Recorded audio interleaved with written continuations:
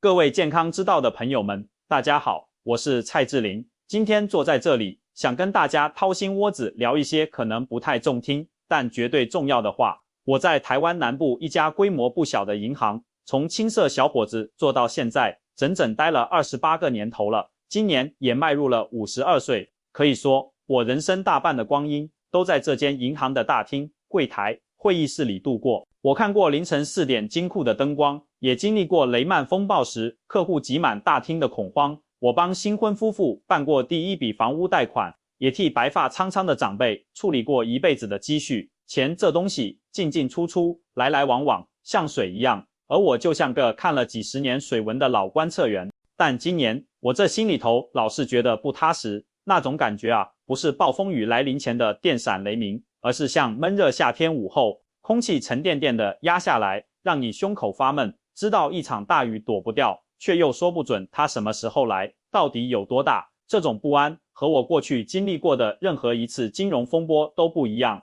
97亚洲金融风暴来得猛去得快，08年雷曼兄弟倒闭，像是全球金融体系得了一场心脏病。后来的欧债危机、新冠疫情各有各的冲击波，但这一次2025年的当下，我感觉到的是一种更缓慢、更深入、更根本的侵蚀。尤其当我每天在分行里看到那些和我父母年纪相仿甚至更长的老客户们，他们拿着存折，眼神里是全然的信任，把毕生心血那一笔笔退休金老本毫不犹豫地继续存进定存单里的时候，我心里的警钟就敲得特别响。他们嘴里常念道：蔡经理，钱放你们银行定存最安全了，我睡觉都安稳。这话听得越多，我夜里反而越睡不安稳。所以我左思右想，还是决定录这段内容。我不是什么预言家，也没本事预测明天股市涨跌，我只是一个在银行体系里待了半辈子的人，基于一份职业的良心和一份对长辈们的敬意，必须提醒大家，时代真的不同了。如果我们还抱着定存就是绝对安全堡垒的老观念，很可能不知不觉中，我们的财富正在被悄悄搬走。而12月，银行体系一些新规定的风声，更让我觉得有些话不能再等了，让我想起一位经常来往的客户周阿姨。周阿姨75岁了，退休前是位中学老师，气质特别好，说话总是慢条斯理。她几乎每个月的10号都会准时出现在我的柜台前，像是完成一个庄严的仪式。上个月她又来了，从那个用了10几年边角都磨白了的布袋里小心翼翼地拿出存折和印章，笑着对我说：志玲啊，这到期的150万还有我刚到期的另一笔，加起来300万，老规矩，帮我继续转定存，3年期的就好，这是我跟你周伯伯的棺材本啦，放在你们这，我们最放心。他说话时，眼神里是一种历经岁月沉淀后的淡然与信任。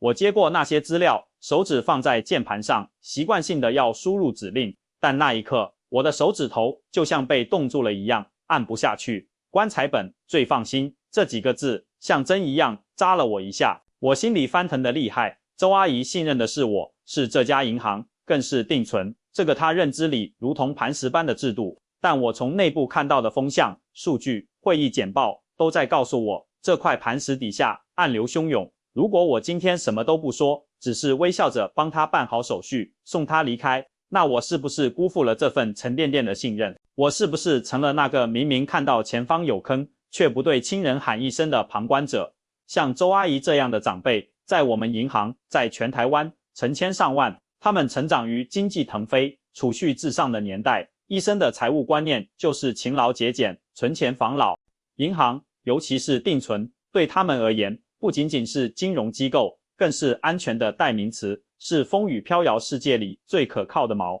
但问题是，这个世界运转的规则已经在他们不知不觉中发生了深刻的变化。他们看到的是存折上每隔一段时间增加一点的利息数字，他们看不到的是这套金融体系背后全球资本如何疯狂流动，各国央行如何艰难平衡，以及通货膨胀这个沉默的巨兽如何日夜不停地啃食着那些数字的实际价值。说到通货膨胀，这是定存第一个也是最致命的隐形杀手。我们银行内部做客户资产分析时，有一个案例让我印象深刻，也常常拿来警醒自己。2018年，一位60岁的客户陈先生提前退休，拿到一笔500万元的退休金。他本着绝对安全的原则，在我们行做了一笔5年期定存，当时利率不错，有 1.2%， 2023年到期，本金加利息，一共是530万元。陈先生来取钱的时候还挺高兴，说看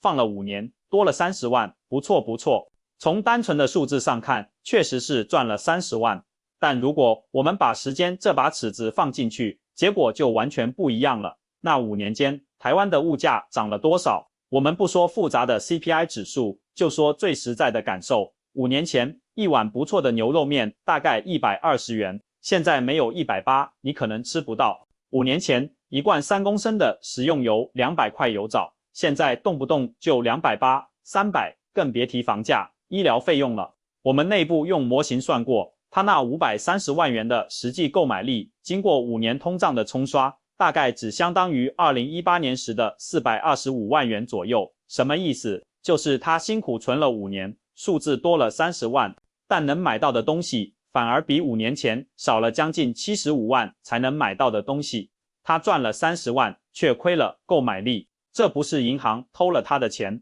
而是时间和他开了一个残酷的玩笑。钱还是那些钱，甚至更多了，但他能换来的生活品质、医疗服务、日常所需却大打折扣了。这种无形的损失，对于依靠固定存款利息过退休生活的长辈来说，是温水煮青蛙。等你感觉到烫，已经很难跳出来了。除了通胀这个慢性病，更让我近期忧心忡忡的是来自政策层面的潜在风险。最近几个月，总行的各种高层会议、风险管控简报，气氛越来越凝重，一些词汇出现的频率高的反常，系统性流动性风险、跨境资本异常波动、资产负债期限错配。而上个月一份初步通知，更是让我后背一凉。通知里提到，为了应对可能出现的大规模的国际资本流动冲击，保障绝大多数存款人的利益，总行正在研究，可能在12月后，对超过一定额度，这个额度可能比大家想象的要低的大额定存，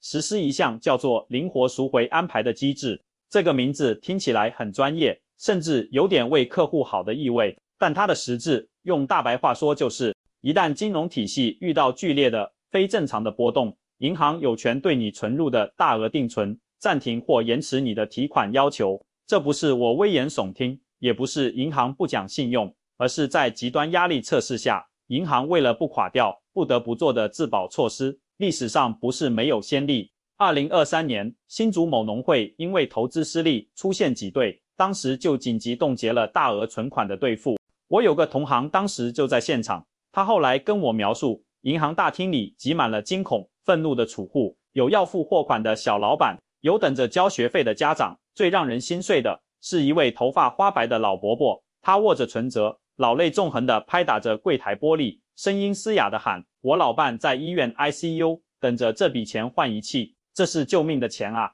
你们不能这样，求求你们！这个画面通过同行的描述，深深烙在我的脑海里。他时刻提醒我，当你的钱在紧急时刻无法变成可用的钱时，所谓的安全就是一句空洞的谎言。所以，一想到我们很多长辈客户把几乎所有的资产都转换成一纸长期的定存合约，我就为他们捏一把冷汗。万一，我是说万一，家里有急事，或者他们自己的身体出状况，需要一大笔现金时，面对的可能是合约未到期的利息损失，甚至是根据规定暂缓兑付的冰冷通知，那该怎么办？正因为看到了这些层层叠叠的风险，我这半年来，只要有机会，就会跟信任我的客户、身边的亲朋好友，反复唠叨下面这4个准备。这不是叫大家不要存定存，而是教大家如何更聪明、更安全的和定存相处，让定存成为你财务健康的一部分，而不是全部。首先，你一定要守住一笔活钱，我建议至少把你总存款的30%放在可以随时动用的活期储蓄或者短天期定存里，千万别小看这笔钱，它是你家庭的财务氧气，关键时刻能救命。就拿我自己的母亲来说，她80岁了，我就坚决不让她把所有钱都锁死，我帮她规划，留了大约30%的资金在活存和高流动性的货币基金里。去年，她心爱的小孙子，也就是我外甥，在学校突然腹痛送急诊，最后确诊是急性阑尾炎，需要立刻手术，医院要求先缴一笔不小的保证金和手术费。我姐姐当时急得团团转，是我母亲镇定地说：“别慌，我这有。”她马上用网银从自己的活存账户里把款转了过去，从接到电话到钱到账不到半小时。后来母亲跟我说：“志玲啊，还好你当初非要我留这笔活钱，当时那个情况，要是钱都定存着，我光是想到要解约、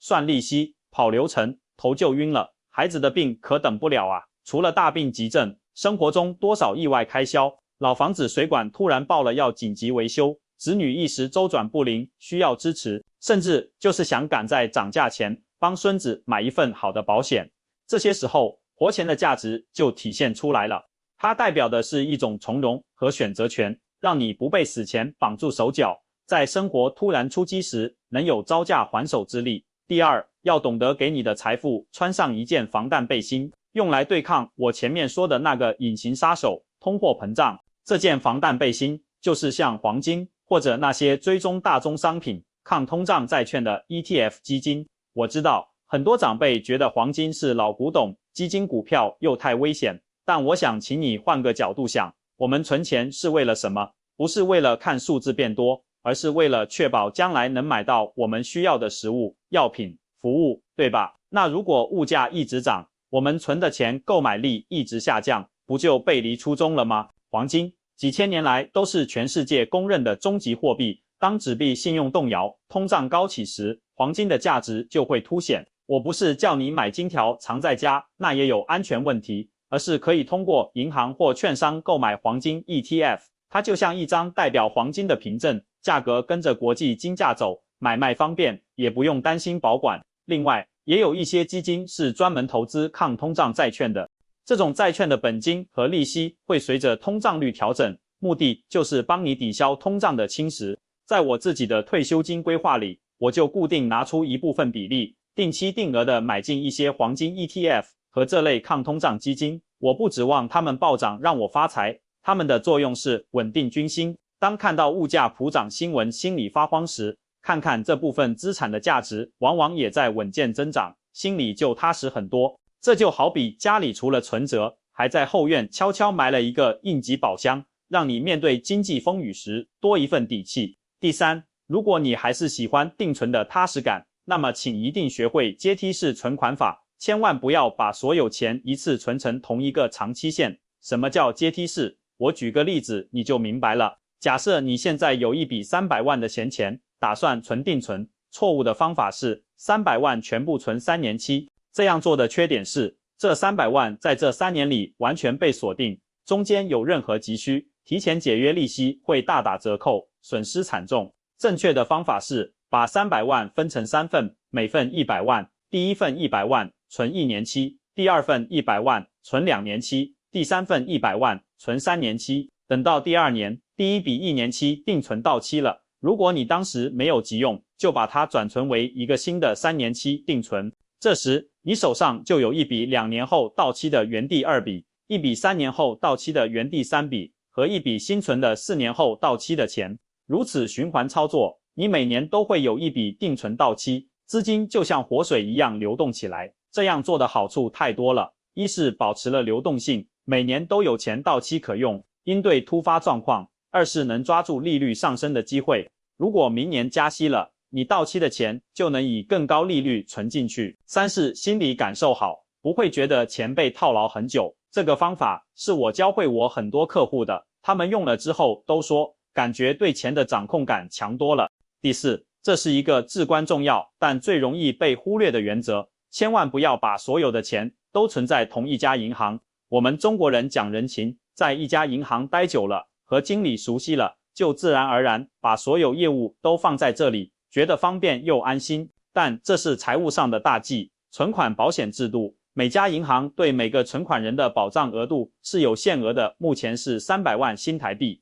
也就是说，万一哪怕可能性极低，你存放的银行出现了严重的经营问题，你超过300万的部分是有可能面临损失的。你不能把全部身家赌在一家机构的绝对安全上。聪明的做法是选择2到3家你认为稳健可靠的银行，比如一家本土大型银行，一家国际性银行，再加一家服务好的数字银行，把你的资金分散存放，比如活期和紧急备用金放 A 银行，一部分阶梯定存放 B 银行，另一部分资金和黄金 ETF 账户开在 C 券商或银行。这样做不仅分散了风险，超过了存保限额也不怕，而且还能让你比较不同银行的利率和服务，享受更多的优惠。这就像你不把所有的贵重物品都放在同一个抽屉里，而是分几个地方收好，这样即使有一个地方出了问题，也不至于满盘皆输。说到这里，我想起一位令我受益匪浅的老客户许爷爷，他今年92岁了，退休前是位哲学教授。有一次和他聊起资产管理，他说过一段话，我记在了笔记本的扉页上。他说，志霖，财富管理的最高境界不是让数字最大化，而是让人的自由最大化。钱应该是仆人，是工具，用来服务你的生活，实现你的意愿，应对生命的不确定性。如果你被钱绑住了，被一个账户、一个利率、一个期限捆住了手脚，失去了随时应对变化的能力，那你就成了钱的奴隶，数字再大也是囚徒。许爷爷就是这么做的，他从来不全押定存，手里永远有灵活的现金，也配置了一些实物黄金和海外债券基金。2020年疫情最慌乱的那段日子，全球供应链中断，很多物资短缺，现金有时都难买到东西，许爷爷却从容不迫。他用一部分美金现钞和一小条金条，通过可靠的管道换到了当时市面上急缺的进口慢性病药和高级营养品，安然度过了危机。他告诉我，真正的安全感和自由不是来自对外部机构的盲目信任，而是来自于自己有多元化的工具箱和随时可选的 B 计划。这位智慧长者的生活方式深刻地影响了我，他让我明白，我们做所有理财规划的目的，归根结底是为了守护我们爱的人，是为了当风雨来袭时，我们不仅能躲在屋里，手里还能有伞、有粮、有灯，甚至有能力为身边的人撑起一片小小的晴空。12月或许只是一个时间符号，一个变化的起点。我蔡志霖，一个普通的银行从业者，无法预知未来到底会有多剧烈的风暴，但我真心希望看到这里的你，特别是那些为家庭辛劳了一辈子，现在正该安享晚年的长辈们，以及那些正在为父母养老问题忧心的子女们，能够开始思考，开始行动。定存没有错，它依然是资产配置中稳健的基石，但它绝不应该，也绝不能是你唯一的护身符。在这个充满不确定性的时代，我们要构建的不是一堵一推就倒的砖墙，而是一个有缓冲、有纵深、有弹性的防御体系。如果你觉得我今天这番苦口婆心的大实话帮你捅破了那层关于定存绝对安全的窗户纸，如果你觉得这里面提到的通胀风险、流动性风险是你之前没细想过的，如果你觉得那4个具体的准备方法对你和你的家人有实实在在的参考价值，那么我恳请你帮我2个忙。第一，给我这个视频点个赞，让平台知道这样的内容是有意义的。第二，也是更重要的，把这个视频转发给你的家族群，给你身边那些仍然把全部积蓄存在定存里的父母、长辈、朋友们看看。你的这个随手转发，可能就是在关键时刻拉了他们一把，守护住了他们一辈子的心血。也别忘了关注我们健康之道频道，按下旁边的小铃铛。在这里，我们不仅关心身体的健康，更关注财富的健康、生活的稳健。我会一直在这里，用我最真实的所见所闻所感，陪大家看懂趋势，守护好我们辛辛苦苦建立起来的生活。感谢你的聆听，我们下次再见。